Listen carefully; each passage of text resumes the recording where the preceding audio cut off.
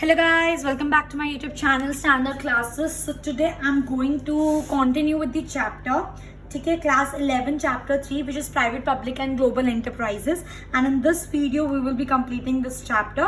So our last topic, or I should say second last topic in this chapter is joint venture, कि actually में joint venture होता क्या है. ठीक है, ये थोड़ा थोड़ा मैंने आपको अपनी लास्ट वीडियो में भी आपके साथ डिस्कस करा था. Basically joint venture is something in which एक से ज़्यादा बिजनेस साथ मिलकर काम करते हैं, जॉइंटली काम करते हैं. और हमने बहुत सारे फॉर्म्स ऑफ बिजनेस पढ़े हैं. ठीक है, सोल प्रोप्राइटरशिप हो गया, कंपनी हो गया, जॉइंट हिंदू हो गया, काफ़ी सारे हमने फॉर्म्स ऑफ बिजनेस हम ऑलरेडी पढ़ चुके हैं. तो किसी भी एक से ज़्यादा फॉर्म ऑफ बिजनेस जब एक साथ मिलकर किसी एक मोटिव के लिए, एक पर्पस के लिए काम करते हैं, उसको हम क्या बोलते हैं? जॉइंट वेंचर बोलते हैं. ओके गाइज, सो आज का जो हमारा वीडियो है वो इसी बेस पर है. Joint venture when two business, ये टू भी हो सकता है और टू से ज्यादा भी हो सकता है, पर मिनिमम तो टू चाहिए ना हमको. ठीक है, व्हेन टू बिजनेस अग्री करते हैं टू जॉइन टुगेदर, एक साथ काम करने के लिए, फॉर अ कॉमन पर्पस, एक कॉमन पर्पस के लिए. जब दो से ज्यादा बिजनेस या दो बिजनेस अग्री करते हैं मिलकर काम करने के लिए, एक पर्पस के लिए, कॉमन पर्पस के लिए, तब हम उनको जब वो जो कोलैबोरेशन होगा उसको हम क्या बोलते हैं? Joint venture. और जो भी इसका बेनिफिट होगा, and mutual benefit, it give rise to the joint venture. फिर से पढ़ो एक बार. व्हेन टू बिजनेस अग्री, ठीक है, to join together for a common purpose and mutual benefit. Mutual benefit का मतलब क्या है? कि जो भी उस कॉमन वेंचर से जो भी उस जॉइंट वेंचर से फायदा होगा वो दोनों को मिलेगा. सिमिलरली कोई भी लॉस होगा तो वो दोनों को बियर करना पड़ेगा.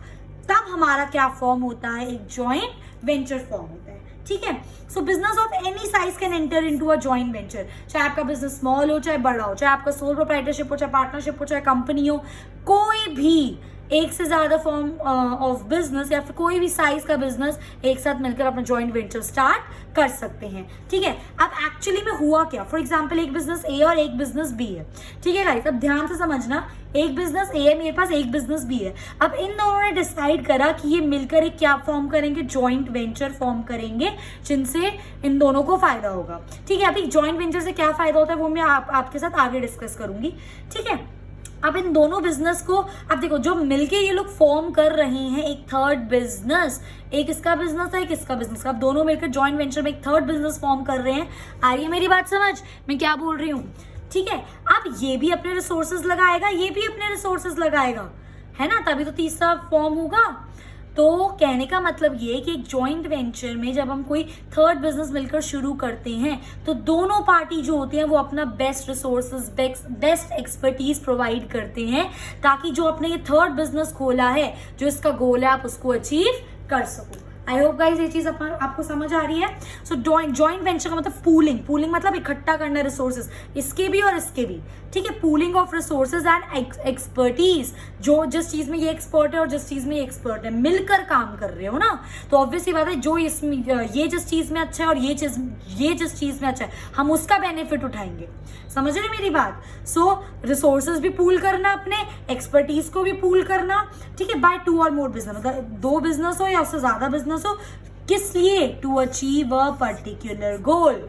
आई होप क्लियर हो रहा है. ठीक है, अब जो रिस्क एंड रिवॉर्ड, चाहे लॉस हो जाए आपका, चाहे आपका प्रॉफिट हो जाए, रिस्क हो या रिवॉर्ड हो, ठीक है, रिस्क और reward both will be share, दोनों शेयर करे जाएंगे. एंड एट लास्ट एक न्यू बिजनेस फॉर्म होता है इन विच शेयर अंडर शेयर्ड कंट्रोल. एक न्यू बिजनेस जो हमने अभी फॉर्म करा था, एक ये था, मिस्टर ए मिस्टर बी दोनों ने मिलकर फॉर्म करा एक न्यू बिजनेस. तो ये वाला जो आपका न्यू बिजनेस फॉर्म हुआ है, ठीक है, इसको ये भी मिस्टर ए भी कंट्रोल करेंगे और मिस्टर बी भी कंट्रोल करेंगे, तभी तो मिलकर दोनों ने फॉर्म करा है बिजनेस. इसलिए यहाँ पे लिखा है बिजनेस वो फॉर्म होता है which have the shared control. ये नहीं कि इसने भी फॉर्म करा, इसने भी फॉर्म करा, सिर्फ कंट्रोल ये कर रहा है या फिर सिर्फ कंट्रोल मिस्टर बी कर रहे हैं, ऐसा नहीं होगा. दोनों मिलकर कंट्रोल करेंगे. क्लियर? ओके सो ये था हमारा बेसिक की जॉइंट वेंचर एक्चुअली में होता क्या है। इसी के बेस पे हम लोगों ने दो टाइप के जॉइंट वेंचर्स हैं जो आपके मेंशन्ड है एनसीईआरटी में। First is your contractual joint venture that is CJV and second is your equity based joint venture that is EJV. ठीक है ना, देखो नाम से ही पता चल रहा है कॉन्ट्रैक्चुअल जॉइंट वेंचर मतलब जब हम किसी जॉइंट वेंचर में एंटर करते हैं बट एक पर्टिकुलर कॉन्ट्रैक्ट के लिए उसको हम क्या बोलते हैं, कॉन्ट्रैक्चुअल जॉइंट वेंचर। क्लियर हो रही है मेरी बात? अब इसको पढ़ते हैं। A new jointly owned entity is not created, क्योंकि ध्यान से समझे इस लाइन का मतलब क्या है, क्योंकि हमने जो जॉइंट वेंचर बनाया है वो सिर्फ एक कॉन्ट्रैक्ट या दो कॉन्ट्रैक्ट के लिए बनाया है, इसलिए हम इसके अंदर कोई थर्ड एंटिटी फॉर्म नहीं करते। कहने का मतलब क्या है, ये मेरे मिस्टर ए है, ये मेरे मिस्टर बी है। ठीक है, अब ये दोनों एक कॉन्ट्रैक्ट के लिए इन्होंने बस सिर्फ एक, फॉर एग्जांपल एक बिल्डिंग कंस्ट्रक्ट करनी, ये इनका कॉन्ट्रैक्ट है, तो सिर्फ इस बिल्डिंग को कंस्ट्रक्ट करने के लिए ये लोग साथ मिलकर काम कर रहे हैं। समझ आ रही है मेरी बात? तो इनको कोई अलग से मिस्टर ए और मिस्टर बी को अलग से कोई थर्ड कंपनी क्रिएट करने की जरूरत नहीं है। ये सिर्फ एक पर्टिकुलर कॉन्ट्रैक्ट वो है जो साथ मिलकर कर रहे हैं, इसलिए इसके अंदर कोई आपका न्यू एंटिटी खड़ा नहीं होता है। एक और तरीके से मैं आपको समझाती हूँ। फॉर एग्जाम्पल मिस्टर ए का बिजनेस क्या था, इसको ऐसे समझो। मिस्टर ए का बिजनेस क्या था हमारे पास, for example company A, mister B की फॉर एग्जाम्पल कंपनी बी है। अब जब मिस्टर ए और मिस्टर बी मिलकर काम करेंगे तो कोई कंपनी सी फॉर्म नहीं होगी, बस ए और बी कंपनी इस टाइम मिले हैं ताकि वो एक अपना कॉन्ट्रैक्ट पूरा कर सके, दैट इज उसको बोलते हैं कॉन्ट्रैक्चुअल जॉइंट वेंचर। ठीक है, and there is only an agreement to work together, मतलब बेसिकली बस एक एग्रीमेंट होता है कि इस पर्टिकुलर प्रोजेक्ट के लिए हमको साथ मिलकर काम करना है, दैट्स इट। ठीक है, they do not share ownership of the business, only exercise some control. अब जब मिस्टर ए और मिस्टर बी मिलकर काम कर रहे हैं, दैट मीन्स कंपनी ए और कंपनी बी मिलकर काम कर रही हैं, तो जो मिस्टर बी है वो कंपनी ए में कुछ कंट्रोल नहीं कर सकते, जो मिस्टर ए है वो कंपनी बी में कुछ कंट्रोल नहीं कर सकते, कोई ओनरशिप नहीं वो हो रही। बस ये जो पर्टिकुलर कॉन्ट्रैक्ट है ये सिर्फ उसके लिए मिलकर काम कर रहे हैं। आ रही है मेरी बात समझ? ना मिस्टर बी मिस्टर ए का बिजनेस कंट्रोल कर सकते हैं, ना मिस्टर ए मिस्टर बी का बिजनेस कंट्रोल कर सकते हैं। ठीक है, ना ही ये दोनों मिलकर कोई एक नया बिजनेस खोल रहे हैं, ऐसा कुछ नहीं है। ये बस एक पर्टिकुलर कॉन्ट्रैक्ट है जिसके लिए साथ मिलकर काम कर रहे हैं। तो मिस्टर ए का मिस्टर बी के बिजनेस पे कोई राइट नहीं है, मिस्टर बी का मिस्टर ए के बिजनेस पे कोई राइट नहीं है। बस अपना कॉन्ट्रैक्ट पूरा करो, साथ मिलकर काम करो, कॉन्ट्रैक्ट खत्म, जॉइंट वेंचर खत्म। आई मेरी बात समझ? इसी तरह आपका होता है इक्विटी बेस्ड जॉइंट वेंचर, जो इसका बिल्कुल उल्टा होता है। इसके अंदर अब मिस्टर ए और मिस्टर बी दोनों ने मिलकर एक कंपनी तीसरी फॉर्म करी, दैट इज सी। जैसा कि मैं आपको यहाँ पे समझा रही थी कि मिस्टर ए की फॉर एग्जाम्पल कौन सी कंपनी थी, ए, मिस्टर बी की फॉर एग्जाम्पल कौन सी कंपनी थी, बी। अब ए और बी ने जॉइंट वेंचर करा, कोलैबोरेशन में काम करा और इन्होंने एक न्यू कंपनी फॉर्म करी which is mister A and mister B, दोनों की न्यू कंपनी फॉर्म हुई विच वॉज सी। इसके अंदर आपकी कोई न्यू कंपनी नहीं थी, इसके अंदर आपकी न्यू कंपनी फॉर्म हुई है। That's why separate business entities form, एक न्यू बिजनेस फॉर्म होता है जो दो लोग मिलकर स्टार्ट करते हैं। ठीक है, there is an agreement to either create a new entity और ज्वाइन द एग्जिस्टिंग एंटिटी। अब इस पॉइंट को ध्यान से समझना, मिस्टर ए और मिस्टर बी हैं हमारे।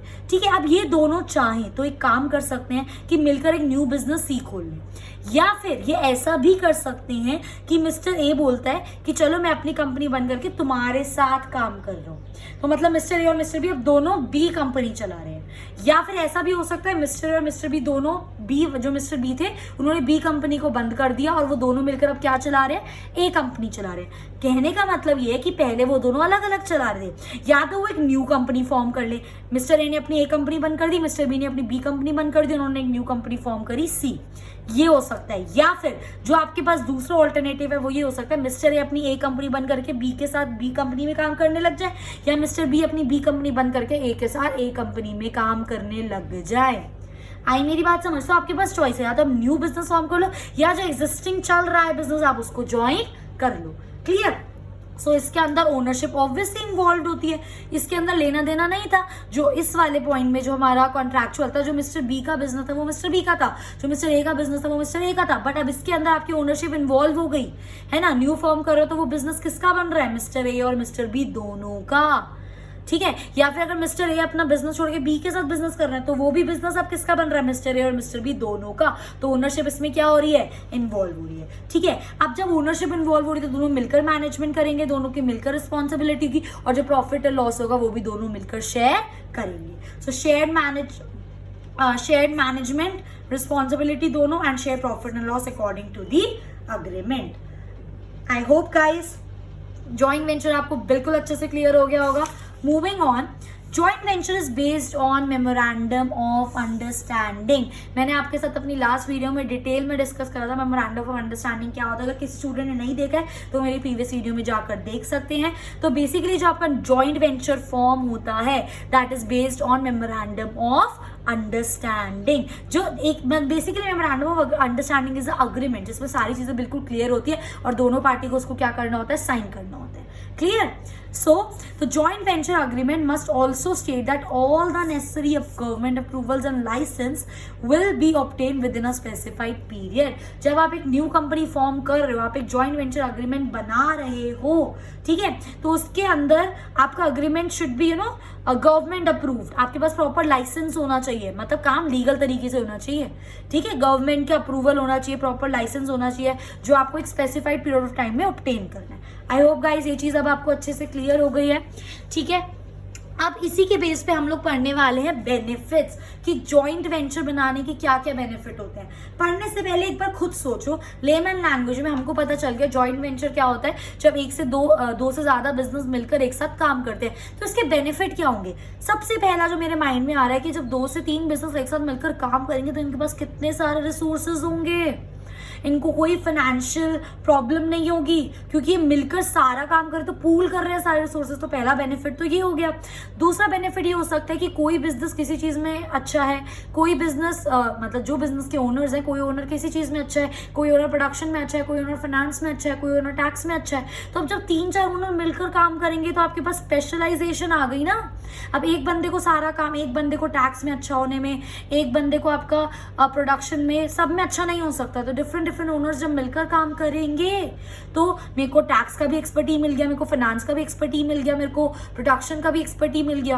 Another very good thing for me, ठीक है। तो अब आप पढ़ते हैं और क्या होता है, ठीक है। सबसे पहला आता है इंक्रीज रिसोर्स एंड कैपेसिटी। ये तो मैंने आपको बताया ही है कि एक इंडिविजुअल बिजनेस से बेटर है 2-3 बिजनेस एक साथ मिलकर काम करे तो आपके पास बहुत सारे रिसोर्सेज होंगे और आप ज्यादा अपनी कैपेसिटी से बेटर परफॉर्म कर पाओगे। So joint venture leads to pooling of resources, mix करते हैं सब लोग अपने रिसोर्सेज, जिसकी वजह से एट लास्ट हमारी प्रोडक्टिविटी डेफिनेटली इंक्रीज होती ही होती है। नेक्स्ट आता है मेरा access to new market distribution network. सबसे बेस्ट एग्जाम्पल होता है इसका गाइस फॉरेन कोलैबोरेशन। मैंने लास्ट वीडियो में आपको इसको डिटेल में बताया था फॉरेन कोलैबोरेशन क्या होता है। बेसिकली फॉरेन कोलैबोरेशन होता है जब आपकी कोई बाहर की कंपनी आपकी कंट्री की कंपनी के साथ आकर काम कर रही है। दैट इज मतलब आपकी खुद की कंट्री, फॉर एग्जांपल इंडिया की कोई कंपनी बाहर की कंपनी के साथ मिलकर काम कर रही है, दैट मीन्स वो फॉरेन कोलैबोरेट कर रही है। अब फॉर एग्जांपल मेरी इंडिया की कोई कंपनी है, ठीक है। अब इंडिया की कंपनी इंडिया में बहुत अच्छे से स्टैब्लिश्ड है, हर पार्ट ऑफ कंट्री में उसके प्रोडक्ट्स जाते हैं, मतलब अब उसके पास मार्केट ही नहीं बची अपने प्रोडक्ट्स को सेल करने की। तो अगर वो कंपनी अपने फॉरेन किसी कंपनी के साथ कोलैबोरेट कर लेती है तो वो अपने प्रोडक्ट्स अब इंडिया से बाहर भी सेल कर सकते हैं क्योंकि इंडिया की मार्केट अब खत्म हो गई है, सब लोग ऑलरेडी उससे ले रहे हैं। अगर आप उसको एक्सपैंड करना है अपना बिजनेस तो बाहर की मार्केट, बाहर के लोग उसके लिए बिल्कुल न्यू है जिसको वो इजिली टारगेट कर सकते हैं। तो एक कोलैबोरेशन की वजह से एक जॉइंट वेंचर की वजह से, ठीक है, एक कोलैबोरेशन की वजह से, एक जॉइंट वेंचर की वजह से हम लोग इजीली न्यू नेटवर्क्स को एस्टैब्लिश कर सकते हैं, डिफरेंट जगहों पे अपने प्रोडक्ट्स को सेल कर सकते हैं, न्यू मार्केट को बेसिकली इजीली आई कैन से एक्सेस कर सकते हैं, ठीक है। नेक्स्ट आता है मेरा एक्सेस टू टेक्नोलॉजी। ऑब्वियसली बात है, ये चीज हमने कल भी डिस्कस करी थी कि जब कोई बाहर वाली कंपनी आती है हमारे साथ कोलैबोरेट कर रही है, चलो बाहर का छोड़ो, कोई इंडिया की 2 कंपनी कोलैबोरेट कर रही है, हो सकता है ना जो एक कंपनी हो वो बेटर हो दूसरी कंपनी से इन टर्म्स ऑफ टेक्नोलॉजी, तो वो जो दूसरी कंपनी होगी उसको फायदा होगा या नहीं होगा। उस वाली टेक्नोलॉजी का उसको फायदा होगा नहीं होगा? ऑब्वियसली होगा, मिलकर काम कर रहे हैं तो न्यू टेक्नोलॉजी मिलेगी दूसरी वाली कंपनी को भी, और अल्टीमेटली जिसकी वजह से वो अच्छा क्वालिटी ऑफ गुड प्रोड्यूस कर पाएंगे एट लोअर कॉस्ट, उनका टाइम बचेगा, एनर्जी बचेगी और इन्वेस्टमेंट भी बचेगी। आई होप गाइस ये चीज आपको अच्छे से समझ आ रही है। So it leads to superior quality, better quality, save time, energy and investment. Simple. Next आता है आपका इनोवेशन। ठीक है, joint venture allow business to come up with new innovations. जब 2 से 3 बिजनेस एक साथ मिलकर काम करेंगे, डिफरेंट लोग मिलेंगे, डिफरेंट एक्सपर्टीज, डिफरेंट एक्सपर्ट लोग मिलेंगे, दिमाग ज्यादा तेज चलेगा। दिमाग जितना बेटर चलता है और उतने ज्यादा आपके पास बेटर आइडियाज आते हैं फॉर इनोवेटिंग योर प्रोडक्ट्स। ठीक है, तो मतलब ऐसे समझो, जो चीज एक सिंगल बिजनेस नहीं कर सकते, 1 से भले 2, 2 से भले 3, 2 से 3 बिजनेस मिलकर वो चीज अचीव कर सकते हैं। क्लियर। नेक्स्ट आता है आपका लो कॉस्ट ऑफ प्रोडक्शन। ये स्पेशली जो पॉइंट है ना, ये एमएनसी के पॉइंट ऑफ व्यू से। कैसे? क्यों, आपने बहुत बार सुना होगा कि बाहर की कंपनीज बहुत ज़्यादा इंटरेस्टेड रहती हैं इंडिया में काम करने के लिए। क्यों? क्योंकि उनको इंडिया में सस्ता लेबर मिलता है, सस्ता रॉ मटेरियल मिलता है, सस्ता सेटअप मिलता है। ठीक है, तो उनके हिसाब से इंडिया बहुत ज़्यादा एक चीप प्लेस है, सस्ती जगह है जहाँ पे वो अपना बिजनेस अच्छे से कर सकते हैं। ठीक है, तो इसी चीज़ को ध्यान में रखते हुए व्हेन इंटरनेशनल कॉर्पोरेशंस आके इन्वेस्ट करते हैं इंडिया में, दे आर बेनिफिट, बहुत ज़्यादा उनको बेनिफिट मिलता है, because in India they can find low cost of production. I hope guys ये चीज़ क्लियर हो रही है। और एंड द लास्ट पॉइंट आपका जो जॉइंट वेंचर का आपका बेनिफिट हो सकता है, that is established brand name. For example एक कंपनी ए और एक कंपनी बी है। ठीक है, कंपनी बी ले लेते हैं हम। ठीक है, अब ये जो आपकी कंपनी बी है ना, इसका मार्केट में बहुत अच्छा नाम है, बहुत अच्छी गुडविल है, बहुत अच्छी रेपुटेशन है। अब खुद सोचो, जब कंपनी ए नॉर्मल है, ठीक है, अब कंपनी ए और कंपनी बी जब मिलकर एक जॉइंट वेंचर स्टार्ट करेंगे, अब बी के साथ ए का भी नाम जुड़ गया, तो ऑब्वियस ही बात है जो बी की ऑलरेडी इमेज बनी हुई है मार्केट में, समझ रहे मेरी बात, जो बी को एक इमेज, अच्छी इमेज बनी हुई है मार्केट में, उसका फायदा किसको होगा? ए को होगा। लोग ऑलरेडी बी कंपनी को जानते थे, अब जब इन्होंने जॉइंट वेंचर बनाया तो बी के साथ तो लोग लॉयल हैं ही, लोग खरीदते ही हैं बी से प्रोडक्ट। ठीक है, तो ए को भी लोग जानने लगे, तो बेसिकली गुडविल जो है आपकी बी कंपनी की, गुडविल इज अ रेपुटेशन जो आपकी बी कंपनी की है मार्केट में, उसका फायदा किसको हो रहा है? ए को भी हो रहा है। दैट इज जो कंपनी ऑलरेडी स्टैब्लिश्ड हो उसके साथ अगर आप जॉइंट वेंचर में एंटर होते हो तो डेफिनेटली बात है आपका नेम भी बेटर होगा। Clear? So one party gets the benefit of the goodwill of the other party. यहाँ पे जो ए कंपनी थी उसको बी कंपनी की गुडविल का रेपुटेशन का फायदा मिल रहा था। इसकी वजह से क्या होता है, जो ए कंपनी होती है, जो मिलकर वो लोग जॉइंट वेंचर करते हैं, तो ए को ज्यादा तामझाम नहीं करना पड़ता, ए को अपना ब्रांड नेम वगैरह कुछ ऐसा बड़ा सा एस्टैब्लिश नहीं करना पड़ता। फॉर एग्जाम्पल एक एग्जाम्पल देती हूँ, ए और बी है, अब दोनों कोई जानी पहचानी कंपनीज नहीं है, अब दोनों ने एक जॉइंट वेंचर फॉर्म करा, तो ऑब्वियसली बात है they have to form their brand name, advertisement करना पड़ेगा, कितनी सारी चीजें करनी पड़ेंगी ताकि लोग जाने पहचाने, तो उसमें पैसा लगेगा। बट अब अगर एक ये चीज हो कि ये जो कंपनी है ये ऑलरेडी अच्छी से एस्टैब्लिश्ड है, इसकी बहुत अच्छी गुडविल है मार्केट में, बहुत अच्छी रेपुटेशन है, और एक नॉर्मल कंपनी है जो इसके साथ जॉइंट वेंचर में आ रही है, तो इसका जो ऑलरेडी नाम है मार्केट में, है ना, इस कंपनी का ऑलरेडी अच्छी गुडविल है ऑलरेडी, तो यहाँ पर इन दोनों को अभी कोई ऐसा ब्रांड नेम बनाने की जरूरत नहीं है, क्योंकि ऑलरेडी जो लोग हैं वो इस कंपनी को जानते हैं, पहचानते हैं, इस कंपनी की रेपुटेशन अच्छी है, तो उसको इतना एडवर्टाइज या ब्रांड नेम क्रिएट करने की जरूरत नहीं है, तो जहाँ पे आपकी इन्वेस्टमेंट बच जाएगी। आई होप गाइज ये चीज आपको क्लियर हो रही है। So this was all about the joint venture and the last topic है हमारा इसका, that is public private partnership. ठीक है, पीपीपी, पब्लिक प्राइवेट पार्टनरशिप का मतलब क्या होता है, नाम से ही पता चल रहा है ना, वे पब्लिक एंड प्राइवेट मिलकर पार्टनरशिप में काम कर रहे हैं, पब्लिक प्राइवेट पार्टनरशिप, सिंपल। तो होता क्या है, it allocate task, obligation and risk among the public and private partners. Basically जो भी टास्क हो रहा हो, जो भी रिस्क हो, जो भी कंपल्शन हो, वो डिवाइड हो गया, किसमें, पब्लिक में भी और प्राइवेट में भी, क्योंकि पब्लिक प्राइवेट दोनों मिलकर काम कर रहे हैं। ठीक है, पब्लिक के अंदर क्या हो गया गाइस, गवर्नमेंट आ गया, और प्राइवेट के अंदर कोई भी लोकल बिजनेस, कोई भी फॉरेन का बिजनेस, कोई भी सोल प्रोप्राइटर, कोई भी company, anything that comes under private enterprises, right? So PPP, that is public private partnership, is therefore defined as a relationship. It is a relationship between whom? Public and private. It is a relationship between public and private entity in the context, किस चीज में, in the context of infrastructure and other services. मतलब basically ये जो public और private की partnership हो रही है ये किस लिए हो रही है, इंफ्रास्ट्रक्चर को बिल्ड करने के, इकोनॉमी के लिए, या फिर किसी पर्टिकुलर सर्विस के लिए. ऑब्वियस बात है पार्टनरशिप फालतू में तो नहीं होगी, किसी काम के लिए हो रही है. तो किस काम के लिए हो रही है, इन द कॉन्टेक्स्ट ऑफ, इसको इंफ्रास्ट्रक्चर ले सकते हो, इन द कॉन्टेक्स्ट ऑफ या कोई अदर सर्विस जिसके लिए पब्लिक और प्राइवेट मिलकर काम कर रहे हैं. ठीक है, अब जब ये मिलकर काम करते हैं तो कौन क्या करता है, ध्यान से देखना. पब्लिक सेक्टर का रोल क्या होता है, पब्लिक सेक्टर का दोनों का इंपॉर्टेंट रोल है, पब्लिक का भी प्राइवेट का भी, तभी वो मिलकर काम कर रहा है. पब्लिक इसके अंदर क्या करता है, it plays an important role in fulfilling the social obligations. कि जब भी कोई बिजनेस होता है, चाहे पब्लिक प्राइवेट, उसको भले ही मिलकर क्यों ना कर रहे हो, तो अगर उसके अंदर पब्लिक का रोल है, पब्लिक मतलब उसका पार्ट है पार्टनरशिप का, तो पब्लिक ये चीज ध्यान रखेगा कि जो हम बिजनेस कर रहे हैं वो अपना सोशल ऑब्लिगेशन, मतलब सोसाइटी के लिए, भले के लिए कहीं ना कहीं हो.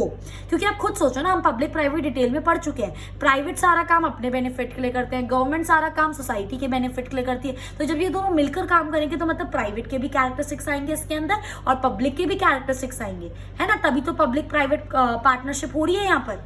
क्लियर. सो पब्लिक सेक्टर का मेन रोल क्या होता है, ध्यान रखना कि सोसाइटी की जो ऑब्लिगेशंस है वो फुलफिल हो रही है. At the same time public sector क्या करती है, इन्वेस्टमेंट प्रोवाइड करती है, क्योंकि पब्लिक सेक्टर के पास अवेलेबल रिसोर्सेज होते हैं as compare to private sector. Clear. अच्छा, अब जब पब्लिक सेक्टर ध्यान रख रही है, सोशल ऑब्लिगेशन को, इन्वेस्टमेंट प्रोवाइड कर रही है, तो प्राइवेट सेक्टर क्या करता है, प्राइवेट सेक्टर अपने एक्सपर्टीज प्रोवाइड करता है, अच्छे से चीजों को मैनेज करता है, इनोवेट करता है, काम को इफेक्टिवली करता है. ये चीज हमको पता है, प्राइवेट सेक्टर पब्लिक सेक्टर में एक्सपर्टीज के मामले में, इनोवेशंस के मामले में, काम को चलाने के मामले में बहुत ज्यादा बेटर है. तो पब्लिक सेक्टर जिस चीज में बेटर है, किस चीज में बेटर है, सोसाइटी के लिए देखने में और इन्वेस्टमेंट प्रोवाइड करने में, तो उसने वो करा. प्राइवेट सेक्टर किस चीज में बेटर है, अपने एक्सपर्टीज प्रोवाइड करने में, ऑपरेशन को अच्छे से मैनेज करने में, इनोवेशन लाने में, तो प्राइवेट सेक्टर ने वो करा. मतलब जो जिसमें बेटर है उन दोनों ने अपने अपने रोल करे. क्लियर. तब होता है हमारा पब्लिक प्राइवेट पार्टनरशिप. ये यूजुअली किन के प्रोजेक्ट्स पे काम कर चुके हैं, पावर जनरेशन हो गया आपका, पाइपलाइंस हो गए, हॉस्पिटल्स हो गए, स्कूल बिल्डिंग हो गए, प्रिजन जेल हो गए, रेलवे रोड्स हो गई. ठीक है, तो इन सब चीज़ों में बहुत मतलब पब्लिक प्राइवेट पार्टनरशिप्स, ऐसे बहुत सारे प्रोजेक्ट्स हैं हमारे इंडिया में जो पब्लिक प्राइवेट ने मिलकर करे हैं. क्लियर. इसी के बेस पे आपका एक पीपीपी मॉडल है, that is public private partnership model. थोड़ा सा डिस्कस कर लेते हैं तो आपको ये चीज़ और बेटर समझ आ जाएगी. Hardly it will take 2 minutes. Okay guys, so इसके फीचर्स क्या है, it is a contract between the private party to design and build the public facility. इस चीज से हमें क्या पता चल रहा है कि ये जो आपका पब्लिक प्राइवेट पार्टनरशिप होती है, ये कॉन्ट्रैक्ट होता है बिटवीन पब्लिक एंड प्राइवेट, ये तो हमें पता है. ठीक है, अब बेसिकली पब्लिक ने प्राइवेट को क्यों इन्वॉल्व करा गाइस, क्योंकि वो चाहता है कि पब्लिक ये चाहता है कि पैसे मैं दे रहा हूँ but as per the need of the people तुम चीजें कंस्ट्रक्ट करो क्योंकि तुम उसमें अच्छे हो. ठीक है, तो it is a contract between private party को डिजाइन, प्राइवेट पार्टी डिजाइन करती है, बिल्ड करती है क्या, पब्लिक की फैसिलिटीज. क्योंकि पब्लिक सेक्टर बोलता है कि हम इस चीज में इतने अच्छे नहीं है तो इसलिए हम तुम्हें पैसे दे रहे हैं, तुम हमारे पैसे लो और अपना एक्सपर्टी, अपना बिल्कुल अच्छे से इस चीज को बिल्ड करो. क्लियर. नेक्स्ट आता है facilities finance and own by the public sector. मैंने अभी बोला इन्वेस्टमेंट कौन प्रोवाइड करता है इसके अंदर, पब्लिक सेक्टर, क्योंकि अल्टीमेटली प्रोड्यूस क्या हो रहा है यहाँ पे, पब्लिक की चीजें, फ्लाईओवर्स, आपके हॉस्पिटल्स, आपके स्कूल, सारे पब्लिक के लिए चीजें प्रोड्यूस हो रही हैं. तो पब्लिक बोलता है कि मैं तुम्हें पैसे दे रहा हूँ, तुम मेरे बिहाफ पर इस चीज को यहाँ पे प्रोड्यूस करो. क्लियर. तो ये होता है, एक्चुअली में आपको और बेटर समझ आया होगा. नेक्स्ट होता है कि हम पीपीपी यूज कहाँ करते हैं, बेसिकली स्मॉल ऑपरेटिंग रिक्वायरमेंट्स, जहाँ पे ज़्यादा चलाने का काम नहीं होता है कि एक बार फॉर एग्जाम्पल मैंने फ्लाईओवर कंस्ट्रक्ट करके छोड़ दिया, ठीक है, तो मुझे उसको ज़्यादा कुछ मैनेज करने की जरूरत नहीं है, तो वहाँ पे हम पीपीपी यूज़ कर सकते हैं. फिर public sector wishes to retrain the operating responsibility. ये चीज़ आपके लिए समझनी बहुत ज़्यादा इंपॉर्टेंट है कि जब पीपीपी के अंडर कोई प्रोजेक्ट होता है तो पब्लिक तो अपनी इन्वेस्टमेंट प्रोवाइड करता है, प्राइवेट उसको बिल्ड करता है, पर जो उसको कंट्रोल करने की पावर, उसको ऑपरेट करने की पावर, वो किसके हाथ में रहती है, पब्लिक के हाथ में रहती है, पब्लिक सेक्टर के हाथ में रहती है. तो अगर पब्लिक सेक्टर चाहता है कि कोई प्रोजेक्ट ऐसा हो जो प्राइवेट करे बट ओनरशिप वो अपने हाथ में रखना चाहता है, तो वो किस मॉडल के अंदर उसको प्रिपेयर कर सकता है, that is public private partnership. I hope guys ये चीज़ क्लियर हो गई होगी। अब इसकी एडवांटेजेस, स्ट्रेंथ क्या होता है, transfer of design and construction risk, जो डिजाइन जिस तरीके से बनाना है, जिस तरीके से कंस्ट्रक्ट करना है, तो पब्लिक ने सारा किसको दे दिया, वो प्राइवेट को, और प्राइवेट उसके अंदर अच्छा है ही।